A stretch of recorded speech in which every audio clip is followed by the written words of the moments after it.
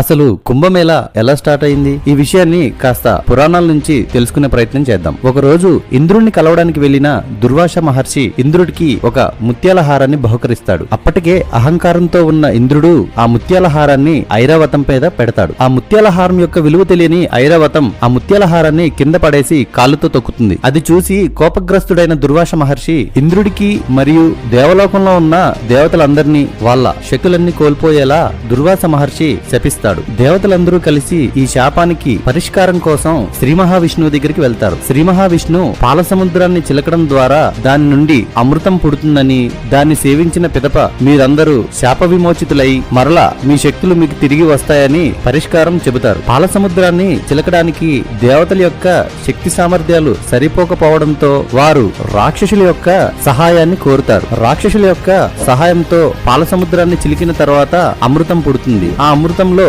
మాకు కూడా భాగముందని రాక్షసులు దేవతలతో వాగ్వాదానికి దిగుతారు. దేవతలకు మరియు రాక్షసులకు మధ్య జరిగిన వాగ్వాదంలో అమృత కలశంలోంచి 4 చుక్కలు భూమి మీదకి పడతాయి. ఆ 4 చుక్కలు భారతదేశంలోని వేరు ప్రాంతాల్లో పడి అవి ప్రయాగరాజ్, హరిద్వార్, ఉజ్జయిని, నాసిక్. ఈ గొడవ మొత్తం స్వర్గంలో 12 రోజుల పాటు జరుగుతుంది. భూమి యొక్క కాలమాన ప్రకారం అది భూమిపై 12 సంవత్సరాలు. ఆ అమృతపు బిందువులు పడిన ప్రదేశాలు నదులుగా మారి ఆ నదుల్లో స్నానం ఆచరిస్తే వారు చేసిన పాపాలన్నీ పోతాయని మనుషులు ప్రగాఢంగా నమ్ముతారు. దేవతలకి మరియు రాక్షసులకి మధ్య జరిగిన యుద్ధం సమయాన్ని మొదటి రోజు నుంచి చివరి రోజు వరకు లెక్కించుకుని ప్రతి 12 సంవత్సరాలకు ఒకసారి కుంభమేళా జరుపుకుంటారు. దీనికి కుంభమేళా అని పేరు పెట్టింది మాత్రం ఆదిశంకరాచార్యులు. మనుషులందరూ వేరువేరు దేవుళ్ల నమ్మకాలతో హిందువులలో గొడవలు జరగడంతో అందరినీ కలిపి ఉంచడం కోసం కుంభమేళా అని పేరు పెట్టారు. కుంభమేళా యొక్క అర్థం